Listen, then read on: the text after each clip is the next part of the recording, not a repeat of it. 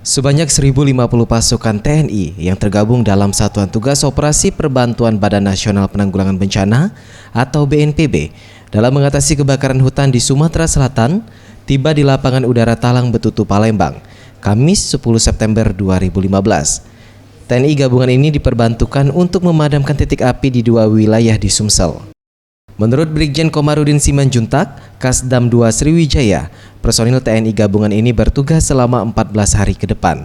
Namun jika belum tuntas, maka akan diperpanjang masa tugasnya dan difokuskan pada dua wilayah yang memiliki titik api terbanyak, yaitu Kabupaten Oki dan Muba.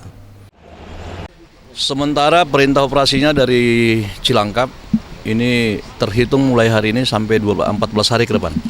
Itu tahap pertama. Kalau dirasa itu nanti sebelum 14 hari, ya itu kita laporkan nanti ke sana. Tetapi kalau 14 hari nanti juga belum tuntas, maka kita sarankan untuk ditambah. Tugas-tugasnya ini sudah kita bagikan ke dua kabupaten, dipecah beberapa kecamatan, yaitu di Muba dengan Oki.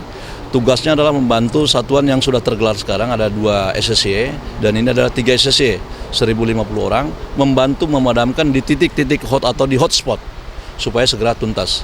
Sambil penyelenggaraan pemadaman dari udara juga berjalan secara simultan. Demikian.